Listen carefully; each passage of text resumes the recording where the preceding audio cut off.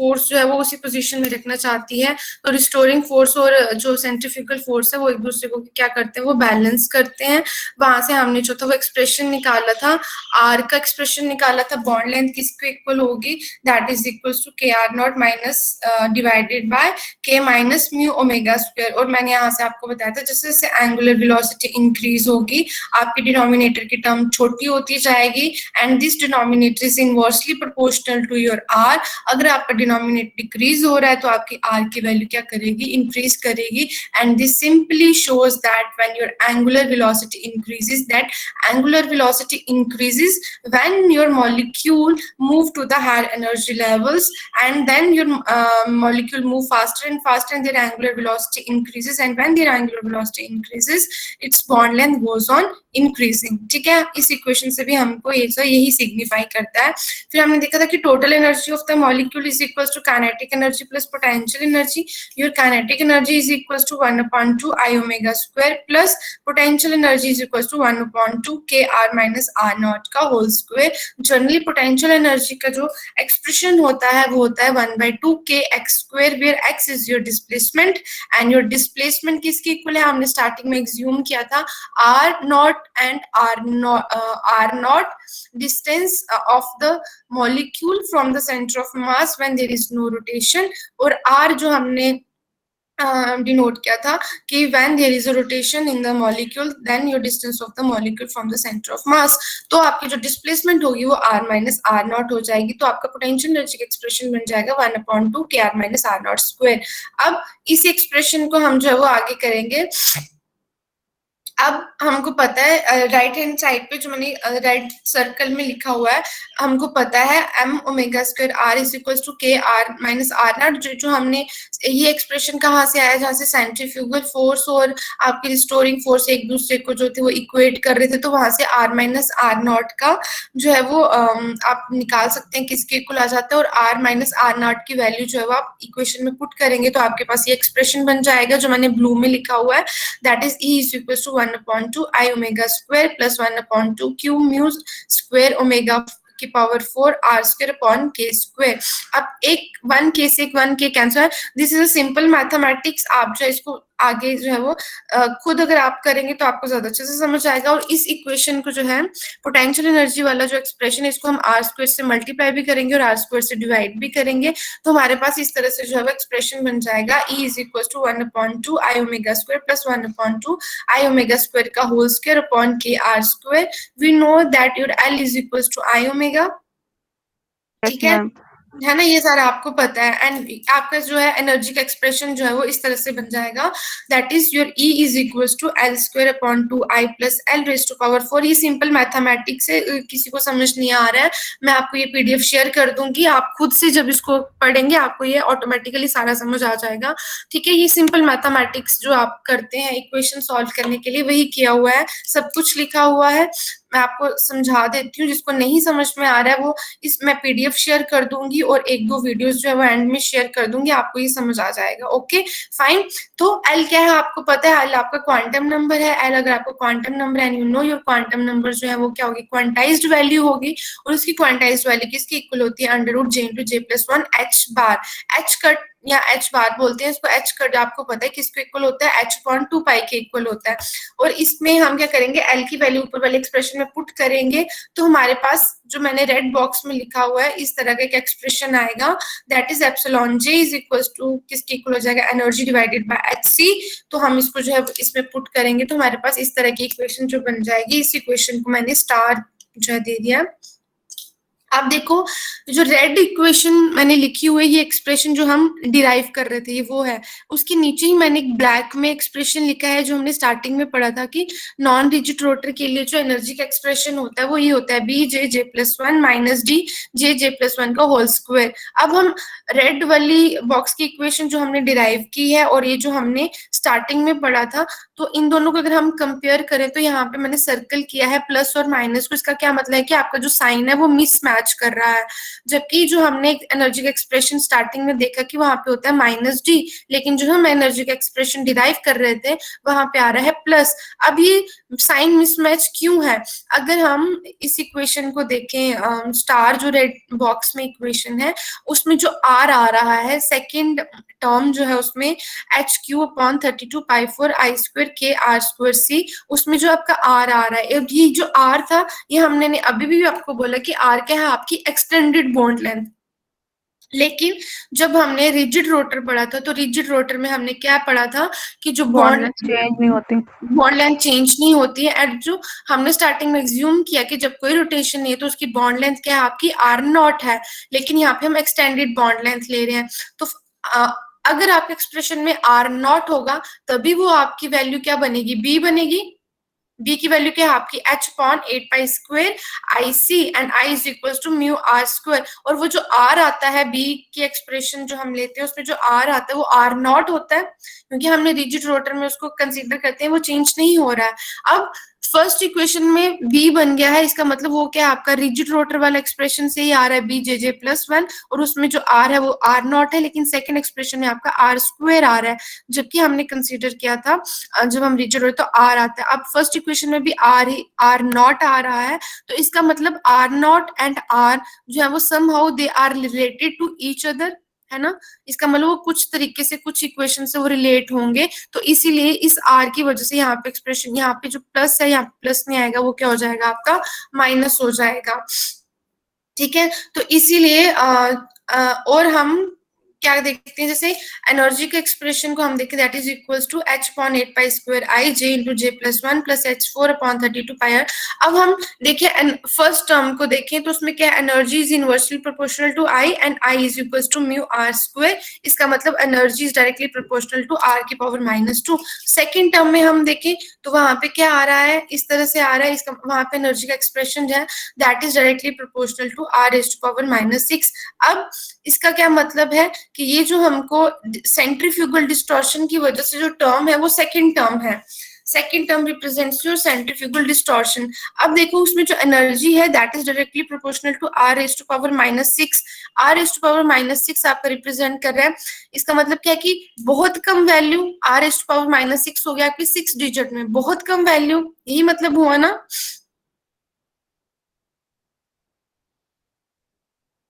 R⁻⁻⁶ का क्या मतलब हुआ, बहुत कम वैल्यू, स्मॉल अमाउंट, राइट।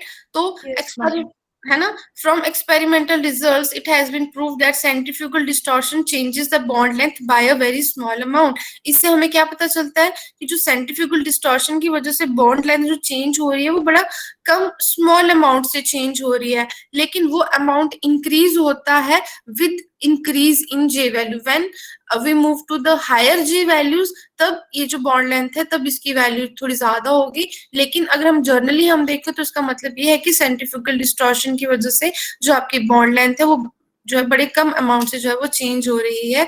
इसीलिए हम क्या करते हैं, आपकी सेकंड टर्म में जो आर आ रहा था डिनोमिनेटर में सेकंड टर्म में हम उसको आर नॉट से रिप्लेस करेंगे और उसके साइन को चेंज कर देंगे। Okay fine.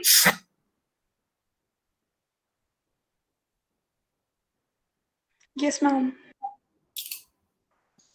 ठीक है, अब देखो ये जो एनर्जी का एक्सप्रेशन है इसमें जो सेकंड टर्म है that is your h³ upon 32 pi 4 I² K R⁻² C J × J+1 का होल स्क्वायर। अब हम ये जो इसका जो ये है ना h³ अपॉन 32 पाई 4 I² K R⁻² C, इसको हम फर्दर सिंप्लीफाई करते हैं, इसको अगर हम simplify equals to your 4BQ upon nu bar square. अब देखो B किसके इक्वल है, रेड पेन में मैंने लिखा हुआ है h/8 pi IC, nu bar is equal to 1/2 pi C √K upon mu. अगर हम इस पूरी इक्वेशन को करें तो ये इस IC जो है वो क्या बन जाएगा आपका B बन जाएगा। अब यहाँ पे h³ है तो अगर हम इसको h³ करें B की वैल्यू को तो वो क्या बन जाएगा h³ अपॉन, समझ आ रहा है? Yes ma'am. ठीक है, तो इसको आप इसको खुद सॉल्व करने की कोशिश करना कि यहाँ पे ये h4b³ upon nu bar square जो है वो कैसे आएगा। मैंने b की वैल्यू भी लिखी है, न्यू बार की वैल्यू भी लिखी है। जब आप b की वैल्यू और न्यू बार की वैल्यू इसमें पुट करेंगे तो आपको सेम टू सेम ये वाला एक्सप्रेशन मिल जाएगा, h³ upon 32 pi 4 i square k r not square c। Okay fine.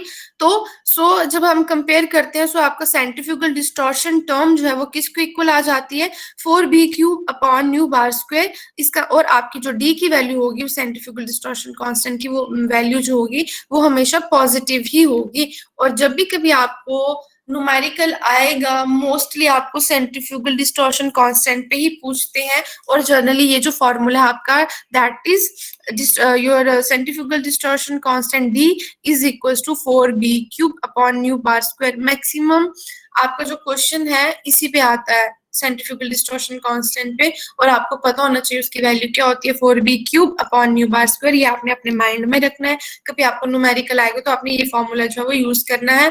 अगर किसी को समझ में नहीं आया कि ये 4b³ upon nu bar square कैसे आया, इसमें मैंने साइड पे b की वैल्यू भी लिखी हुई है, न्यू बार की वैल्यू भी लिखी हुई है, आप इसमें पुट कीजिए और आपको सेम टू सेम जो अबव रिजल्ट है h³ upon 32 pi 4 i square k r not square c, ये आपको रिजल्ट जो है वो मिल जाएगा। सो आपका एक्सप्रेशन क्या बन जाएगा, bj+1 माइनस dj+1 का होल स्क्वायर। अगर हम अब इसमें कॉमन क्या है, अब इसमें कॉमन क्या है, आपकी j इंटू j+1 जो आप कॉमन निकाल सकते हैं बाहर। अगर आप j इंटू j+1 कॉमन निकालते हैं तो आपका अंदर क्या बच जाएगा, b minus dj+1।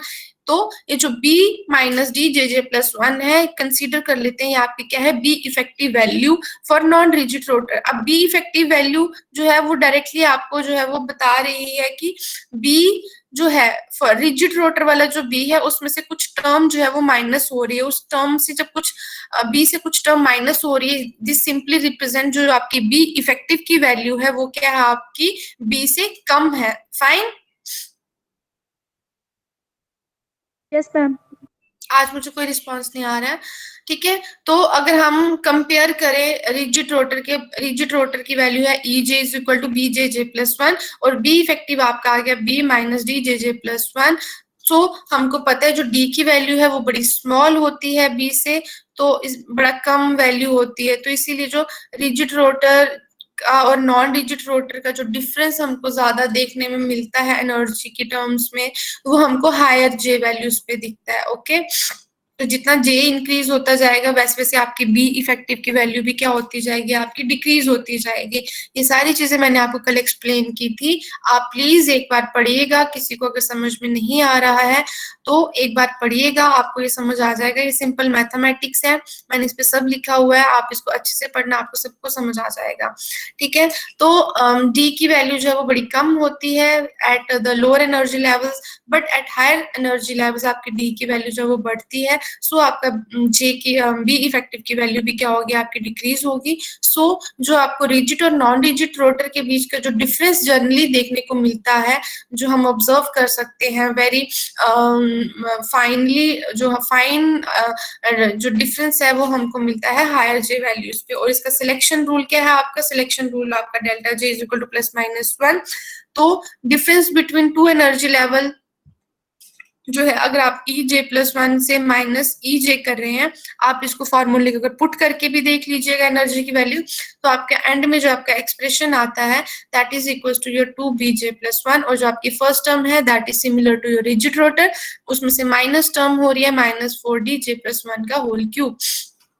So spectrum of the non-rigid rotor is similar to the rigid rotor except each line is slightly displaced to the lower frequency and displacement increases with the J+1 cube। इस equation के हमको क्या पता चल रहा है कि आपका rigid rotor non rigid rotor का स्पेक्ट्रम सेम है, बस डिफरेंस क्या है कि जो आपकी नॉन रिजिड रोटर के केस में जो आपकी एनर्जी की वैल्यूज हैं, जो आपके एनर्जी लेवल्स हैं, उनकी वैल्यूज क्या हो जाती है, थोड़ी सी कम हो जाती है, क्योंकि इस 2BJ+1 में से कुछ टर्म जो है वो माइनस हो रही है, उस एनर्जी से वैल्यू से जो आपकी कुछ टर्म माइनस हो रही है रिजिड रोटर की टर्म से, तो वो ऑब्वियसली ये हमको रिप्रेजेंट कर रहा है कि उसकी जो एनर्जी लेवल्स की वैल्यू है वो क्या हो रही है, डिक्रीज हो रही है, और वो डिस्प्लेसमेंट जो है वो इंक्रीज होती जा रही है with the increase in J value.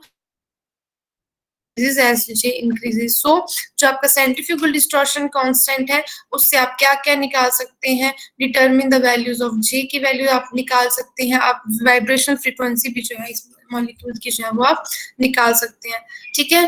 तो ये आपका जो था वो आ गया आपका rotational data of carbon monoxide and your HF, and this is all about your rotational spectroscopy. और आपका रोटेशनल स्पेक्ट्रोस्कोपी इसमें खत्म हो जाता है। इसमें शायद एक टॉपिक रहता है आपका energy levels of polyatomic molecules, वो इतना इंपॉर्टेंट नहीं है, लेकिन फिर भी मैं आपको एक वीडियो शेयर करूंगी, आप उसमें देख लीजिएगा। अगर आपको समझ में नहीं आता है, मैं नेक्स्ट क्लास में आपको थोड़ा उसको ओवरव्यू दे दूंगी, तो आप वो कर लीजिएगा। अगर आपका माइनर टेस्ट होता है, आपको माइनर टेस्ट में आपको यही चैप्टर आएगा, rotational spectroscopy. Okay fine, Yes, ma'am. ठीक है। आपका जो CR है, मैं उनके साथ एक दो वीडियोस जो है वो शेयर कर दूंगी। अगर किसी को समझ नहीं आया, आप वहां से भी समझ सकते हैं। इस PDF में आपको शेयर कर रही हूँ, आपको जो है वो इसमें से समझ आ जाएगा, होपफुली आपको समझ आ जाएगा। अगर किसी को समझ नहीं आएगा तो आप पूछ लीजिएगा नेक्स्ट क्लास में। और वो जो आपका energy levels of polyatomic molecules वाला जो टॉपिक है, वो इतना आप एक बार पढ़ लीजिएगा उसको, मैं आपको वीडियो भी शेयर कर दूंगी और मैं आपको नेक्स्ट टाइम उसका थोड़ा सा ओवरव्यू भी दे दूंगी, तो आपको वो ज्यादा अच्छे से समझ आ जाएगा। Okay fine, yes ma'am. किसी को कुछ पूछना है? Yes, ma'am. जी पूछो।